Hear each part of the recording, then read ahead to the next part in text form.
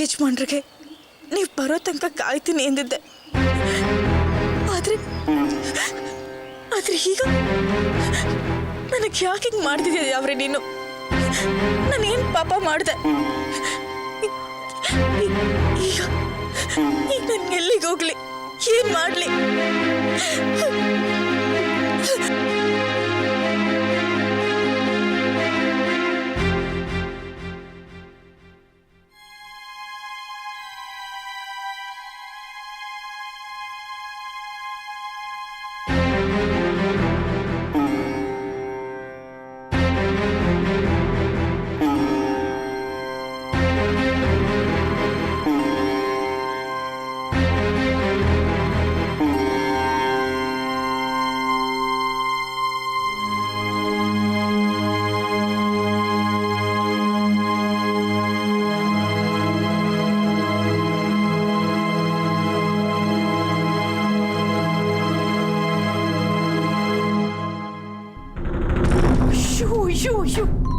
ಎಂತ ದ್ರೋಹ, ಎಷ್ಟು ದೊಡ್ಡ ಮೋಸ!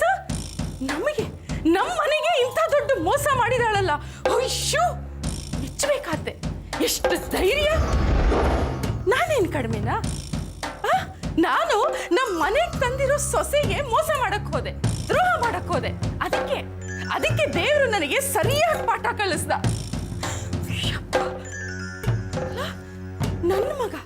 ನನ್ನ ಮಗ ಜಗದೀಶನ್ನೇ ನಂಬಲೇ ಇಲ್ಲ ನಾನು.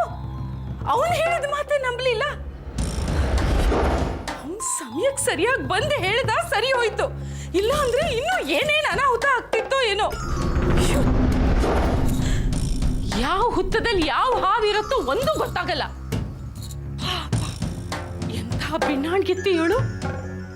ಏನೇನ್ ಲೆಕ್ಕ ಹಾಕೊಂಡು ಈ ಮನೆಗೆ ಸೇರ್ಕೊಂಡ್ಲೋ ಏನೋ. ಹೀಗೆ ಮನೆಯವ್ರ ಮುಂದೆ ಎಲ್ಲ ತಾನು ತುಂಬಾ ಒಳ್ಳೆಯವಳು ಅಂತ ನಾಟಕ ಆಡಿ ಗಳಗಳ ಅಂತ ದಿನ ಅಷ್ಟು ನಮ್ ಶ್ರೀಕಾಂತಂಗೊಂದು ದೊಡ್ಡ ಟೋಪಿ ಹಾಕಿ ಈ ಮನೆ ಮಹಾರಾಣಿ ಆಗ್ಬೇಕು ಅಂತ ಕನಸ್ಕೊಂಡಿದ್ಲು ಅನ್ಸತ್ತೆ. ಅದಿ ಯಾವನ್ಗೋ ಮೋಸ ಮಾಡಿ ಇಲ್ಲಿ ಬಂದ್ಲು. ಇಲ್ಲಿ ನಮ್ ಶ್ರೀಕಾಂತಂಗ್ ಮೋಸ ಮಾಡಿ ನಮ್ಮ ಮನೆ ಆಸ್ತಿ, ಒಡವೆ, ದುಡ್ಡು, ಕಾಸು ಎಲ್ಲ ದೋಚ್ಕೊಂಡು ಹೋಗೋಣ ಅನ್ಕೊಂಡಿದ್ಲು ಅನ್ಸತ್ತೆ. ಸತ್ಯ, ದೇವ್ರು ನಮ್ ಕಡೆ ಇದ್ದಾನೆ. ನಮ್ ಜಗದೀಶ ಬಂದು ಹೇಳಿದ್ದಕ್ಕೆ ಸರಿ ಹೋಯ್ತು. ಯಾವತ್ತೂ ಅವಳನ್ನ ಮನೆಗೆ ಸೇರಿಸಬಾರ್ದು. ಇದೇ ಕೊನೆ. ನಮ್ ಶ್ರೀಕಾಂತ ಬಂದ ತಕ್ಷಣ ನಡೆದಿದ್ದ ವಿಷಯ ಎಲ್ಲ ಹೇಳ್ಬಿಡ್ಬೇಕು. ಸರಿಯಾಗೊಂದು ಬುದ್ಧಿ ಕಲ್ತ್ವಿ. ಅಯ್ಯೋ, ಯಾವತ್ತೂ ಯಾರನ್ನೂ ಮನೆ ಒಳಗೆ ಸೇರಿಸಬಾರ್ದು. ಎಂತ ಕೆಲಸ ಆಗೋಯ್ತು. ಬೇರೆ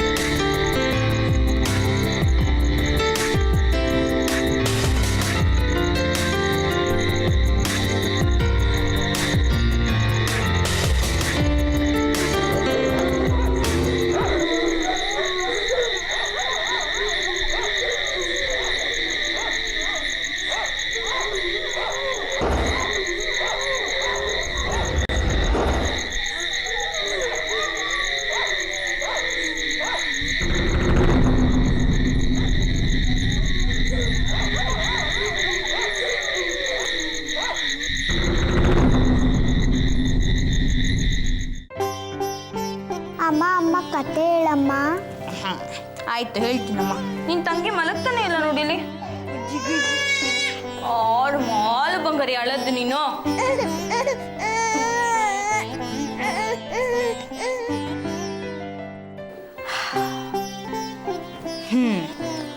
ಟೀ ಒಂದೂರಲ್ಲಿ ನಮ್ಮನೆ ಥರನೇ ಒಂದು ದೊಡ್ಡ ಅರಮನೆ ಇತ್ತಂತೆ. ಆ ಅರಮನೆಯಲ್ಲಿ ನಮ್ಮ ಪುಟ್ಟಿ ಥರನೇ ಒಂದು ಪುಟ್ಟ ರಾಜ್ಕುಮಾರಿ ಇದ್ಲಂತೆ. ಆ ಪುಟ್ಟ ರಾಜ್ಕುಮಾರಿಗೆ ಚಿಕ್ಕ ವಯಸ್ಸಿಂದನೂ ತುಂಬ ಧೈರ್ಯ ಅಂತೆ. ಎಲ್ಲ ಕಡೆ ಒಬ್ಬೊಬ್ಳೆ ಓಡಾಡ್ತಿದ್ಲಂತೆ. ತುಂಬ ಚೆನ್ನಾಗಿ ಹಾಡು ಹೇಳೋಳಂತೆ. ಆ ರಾಜ್ಕುಮಾರಿ ಎಷ್ಟು ಮುದ್ದಾಗಿದ್ಲಂತೆ ಗೊತ್ತಾ. ಚಿಕ್ಕ ವಯಸ್ಸಿಂದನೂ ಆ ರಾಜ್ಕುಮಾರಿಗೆ ತುಂಬ ಧೈರ್ಯ ಅಂತೆ. ಅಮ್ಮ ಅಮ್ಮ ನಿದ್ದೆ ಬರ್ತೈತೆ. ಅಯ್ಯೋ ಸರಿ ಬಾ ಕಂದ, ತಾಚಿ ಮಾಡು ಬಾ, ಎದ್ದೇಳು.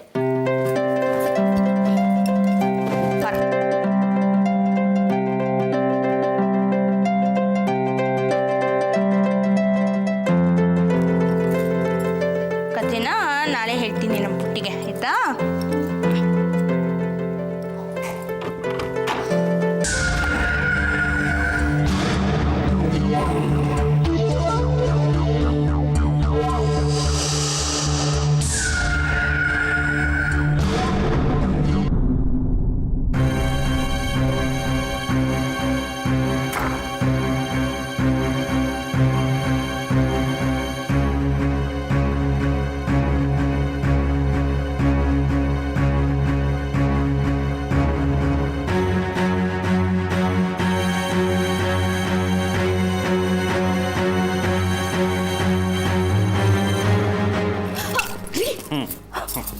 ಮತ್ತೆ ಕುಡ್ದಿದ್ದೀರಾ?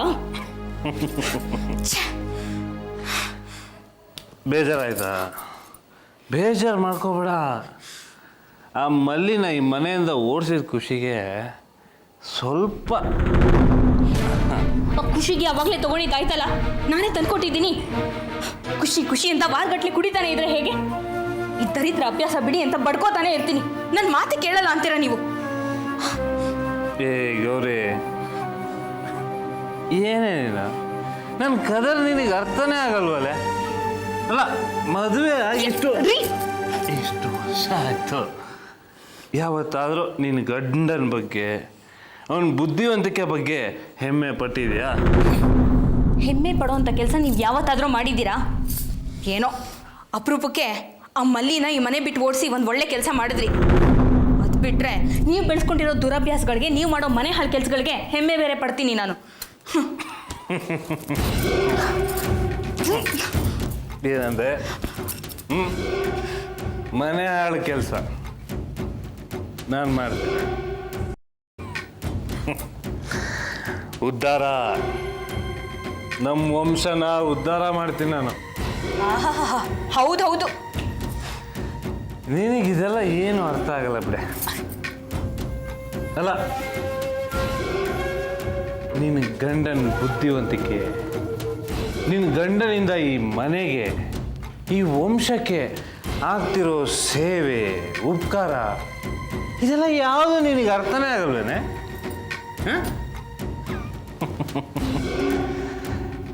ಯಾವತ್ತಾದರೂ ಯಾರಾದರೂ ಆ ಮಲ್ಲಿನ ಈ ಮನೆಯಿಂದ ಓಡಿಸ್ಬೋದು ಅಂತ ಯೋಚನೆ ಮಾಡಿದ್ರ? ಅದಂತೂ ಆಶ್ಚರ್ಯನೇ ಹೌದು. ಅಂತ ಅಸಾಧ್ಯವಾದ ಕೆಲಸನ ನನ್ನ ಬುದ್ಧಿ ಉಪಯೋಗಿಸಿ ಒಂದು ಸಣ್ಣ ಕತೆ ಕಟ್ಟಿ ಆ ಮಲ್ಲಿನ ಮನೆಯಿಂದ ಒದ್ದು ಓಡಿಸೋ ಹಾಗೆ ಮಾಡಿದೆ. ಕಥೆನಾ? ಏನ್ರಿ ಹೇಳ್ತಾ ಇದ್ದೀರಾ ನೀವು? ಮತ್ತೆ ಈ ಜಗದೀಶ್ ರಾವ್ ಬಹದ್ದೂರ್ ಅಂದ್ರೆ ಏನು ಸುಮ್ಮನೆನಾ? ಹೇಳ್ತೀನಿ ಕೇಳೋ. ಆಮೇಲಾದರೂ ನಾನು ವೀರಾದಿ ವೀರ, ಶೂರಾದಿ ಶೂರ, ಜಗಜ್ಜಾಣ ಅಂತ ಒಪ್ಕೊಳ್ತೀಯ ತಾನೆ? ರೀ, ನಿಮ್ಮ ನೀವು ಹೊಗಳ್ಕೊಂಡಿದ್ದು ಸಾಕು. ಅದೇನು ಕಥೆ ಅಂತ ಹೇಳ್ಬಾರ್ದಾ? ಅವನು ಯಾರೋ ಸುರೇಶ ಅಂತೆ, ಮಲ್ಲಿ ಜೊತೆ ತೊಟ್ಲು ಮದುವೆ ಆಗಿತ್ತಂತೆ. ಅವನು ನನ್ನ ಕೆಲ್ಸ ಸಿಗಾಕೊಂಡ ಮೂರ್ಖ ಅವನು. ಅವನನ್ನು ಇಟ್ಕೊಂಡು ಒಂದು ಸಣ್ಣ ನಾಟಕ ಆಡಿದೆ. ಆ ನಾಟಕಕ್ಕೆ ನಂದೇ ಕತೆ, ಚಿತ್ರಕಥೆ, ಸಂಭಾಷಣೆ, ನಿರ್ದೇಶನ. ಆದರೆ ನಾಯಕ ಸುರೇಶ, ನಾಯಕಿ ಮಲ್ಲಿ. ಈ ಕತೆನ ಮುಗ್ಧ ಪ್ರೇಕ್ಷಕಿ ಥರ ಪಾಪ ನಮ್ಮಮ್ಮ ನಂಬಿಟ್ಲು. ಆ ಮಲ್ಲಿನ ಮನೆಯಿಂದ ಒದ್ದೋಡ್ಸಿದ್ಲು.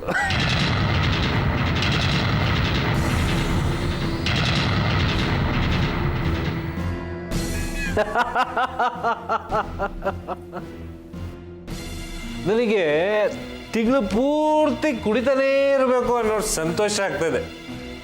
ಯಾಕೆ ಗೊತ್ತಾ? ಏಯ್ ಯಾಕೆ ಹೇಳು? ನಾನು ಹೇಳ್ತೀನಿ. ಒಂದು, ಮಲ್ಲಿ ಮನೆಯಿಂದ ಹೋಗಿದ್ದಕ್ಕೆ. ಎರಡನೇದು, ಅವಳು ಹೋಗಿರೋ ವಿಷಯ ಏನಾದರೂ ಶ್ರೀಕಾಂತಂಗೆ ಗೊತ್ತಾಯ್ತು ಅಂದರೆ ಅವಳನ್ನು ಹುಡುಕ್ತಾ ಹುಡುಕ್ತಾ ಹುಚ್ಚಾಸ್ಪತ್ರೆ ಸೇರೋದಂತೂ ಗ್ಯಾರಂಟಿ. ಮೂರನೇದೇನು ಗೊತ್ತಾ? ಈ ಮನೆಗೆ ರಾಜ ಯಾರು? ನಾನೇ ಈ ಮನೆಗೆ ಮಹಾರಾಜ. ನಂದೇ ಆಡಳಿತ ನಡೆಯೋದಿಲ್ಲ. ಅಷ್ಟೇ ಅಲ್ಲ, ಈ ಮನೆಗೆ, ನಮ್ಮ ವಂಶಕ್ಕೆ ವಂಶೋದ್ಧಾರಕನ್ ಕೊಡೋನ್ ಯಾರು? ಇನ್ಯಾರು? ನಾನೇ.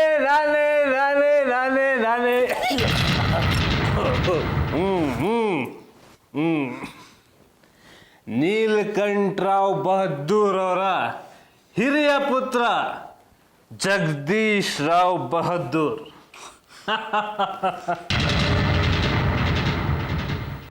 ಏನು ಕಣ್ಣು ಬಾಯಿ ಬಿಟ್ಕೊಂಡು ಆಗ ನೋಡ್ತಾ ಇದೆಯಾ? ನಿನ್ನೆ ಕೇಳ್ತಾ ಇರೋದು. ಓ, ಗಂಡು ಮಗು ಬಗ್ಗೆ ಕನ್ಸು ಕಾಣ್ತಾ ಇದೆಯಾ? ಹುಚ್ಚಿ, ಮಗು ಕೊಡೋ ನಾನು ಅಂತ ಹೇಳಿದೆ, ಹೆರೋಳ್ ನೀನು ಅಂತ ಹೇಳಿದ್ನ. ಮಗು ಕೊಡೋ ನಾನು ಅಂತ ಹೇಳಿದೆ, ಹೆರೋಳ್ ನೀನು ಅಂತ ಹೇಳಿದ್ನ.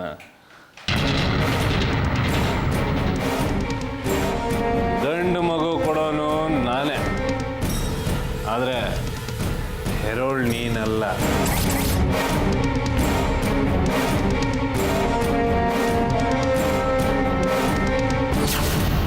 ಅಲ್ಲ ಕಣೆ, ನಾನು ಅವಳಿಗೆ ಏನಂತದ್ದು ಕೇಳಬಾರ್ದು ಕೇಳಿಬಿಟ್ಟೆ. ಒಂದು ರಾತ್ರಿ ನನ್ನ ಜೊತೆ ಕಳಿ ಅಂತ. ಅದಕ್ಕೆ ಅವಳು ಎಷ್ಟೆಲ್ಲ ನಾಟಕ ಆಡಿದ್ಲು, ನನಗೆ ಎಷ್ಟು ಅವಮಾನ ಮಾಡಿದ್ಲು. ಇವಾಗ ಅವಳಿಗೆ ಸರಿಯಾಗಿ ಬುದ್ಧಿ ಕಲಿಸಿದೆ. ಬೀದಿಲಿ ಭಿಕ್ಷೆ ಬೇಡ್ತಾ ಇರ್ತಾಳೆ ಇವಾಗ. ನನಗೆ ತಿರಸ್ಕಾರ ಮಾಡ್ತಾಳ. ಇದುವರೆಗೂ ನನ್ನನ್ನು ಯಾವ ಹೆಣ್ಣು ತಿರಸ್ಕಾರ ಮಾಡಿರಲಿಲ್ಲ.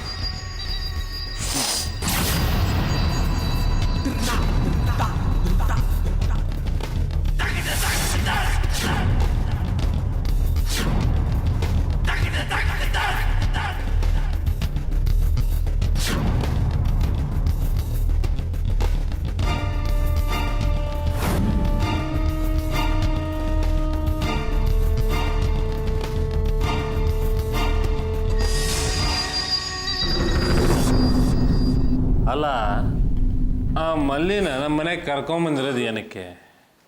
ಗಂಡು ಮಗುನ ಎತ್ಕೊಡು ಅಂತ ತಾನೆ. ಆ ಮಗುನ ನಾನು ಕೊಟ್ರೆ ಏನು, ಶ್ರೀಕಾಂತ ಕೊಟ್ರೆ ಏನು, ಎಲ್ಲ ಒಂದೇ ಅಲ್ವಾ? ನಾನು ಅವಳಿಗೆ ಎಷ್ಟು ಸಲ ಹೇಳಿದೆ ಇದನ್ನು, ಆದರೆ ನನ್ನ ಮಾತನ್ನೇ ಕೇಳಲಿಲ್ಲ. ತುಂಬ ದುರಂಕಾರಿ ಹೆಣ್ಣು. ಶ್ರೀಕಾಂತನೇ ಬೇಕಂತ. ಈಗ ನಾನು ಇಲ್ಲ, ಶ್ರೀಕಾಂತನೂ ಇಲ್ಲ ಅವಳಿಗೆ. ಒದ್ದು ಓಡಿಸ್ಬಿಟ್ಟೆ ನೋಡು. ಕೊನೆಗೂ ನನ್ನ ಮುಂದೆ ತಲೆ ತೆಗ್ಸೋ ಹಾಗೆ ಮಾಡಿದೆ. ದೂರ ಅಂತ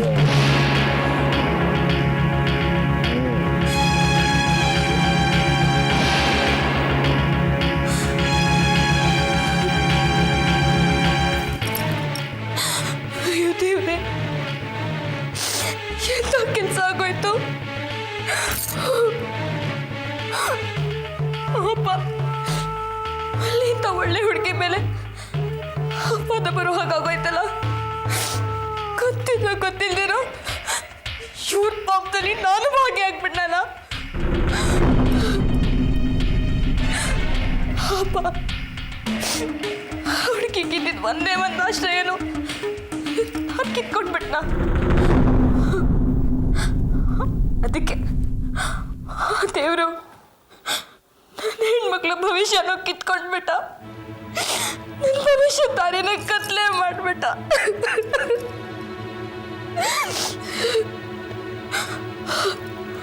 ಅಯ್ಯೋ, ಈಗ ನನಗೇನು ಮಾಡಲಿ? ಇದೆಲ್ಲ ಇವ್ರು ಆಡಿದ ನಾಟಕ. ಮಲ್ಲಿ ಮೇಲಿರೋ ಅಪ್ಪನ ಸುಳ್ಳು ಅಂತ ರತ್ತೆಗೆ ಹೇಗೆ ನಂಬಿಸ್ಲಿ?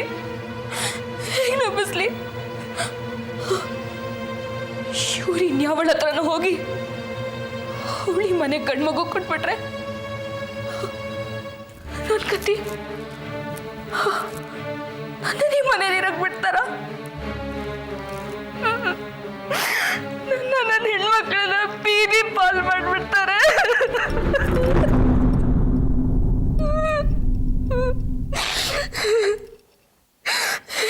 ಸೋತೋದೆ.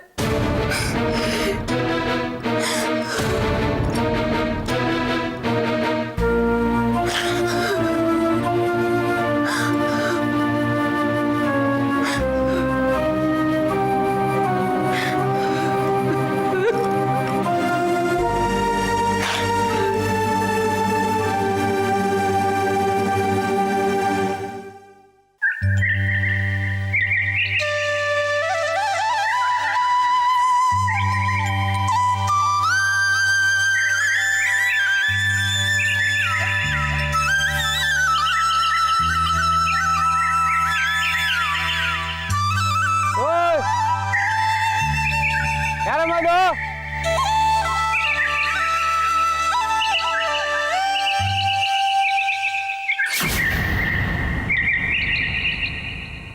ಅಲ್ಲಿ ಕುತ್ಕೊಂಡು ಏನಮ್ಮ ಮಾಡ್ತಿದ್ಯಾ? ಬೆಳಿಗ್ಗೆನೆ ಕೆಲ್ಸಕ್ಕೆ ಬಂದಿದ್ಯಾ? ಹೌದಣ್ಣ, ಕೆಲ್ಸಕ್ಕೆ ಬಂದಿದ್ದೀನಿ. ಇಷ್ಟು ಬೆಳಿಗ್ಗೆನೆ ಅದೇನು ಕೆಲಸನಮ್ಮ?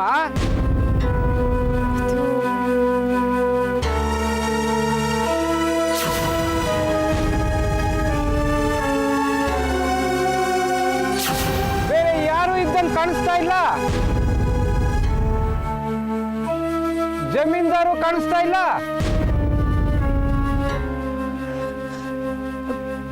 ಅದು ಅಣ್ಣ, ಅದು ಅವ್ರ ಊರಲ್ಲಿಲ್ಲ ಅಣ್ಣ. ಜಮೀನ್ದಾರು ಇಲ್ದೆ, ಕೆಲಸದವರು ಇಲ್ದೆ, ಇಷ್ಟು ಬೆಳಿಗ್ಗೆನೆ ನೀನು ಏನಮ್ಮ ಕೆಲಸ ಇಲ್ಲಿ? ಸಾಹುಕಾರು ಹೊಡೆದಾಗೆ ಎಲ್ಲ ಸಾಮಾನುಗಳು ಹಂಗಂಗೆ ಇರ್ತವೆ. ಅದನ್ನ ಏನಾದ್ರೆ ಕದಿಯಕ್ಕೆ ಬಂದಿದ್ಯಾ ಹೇಗೆ?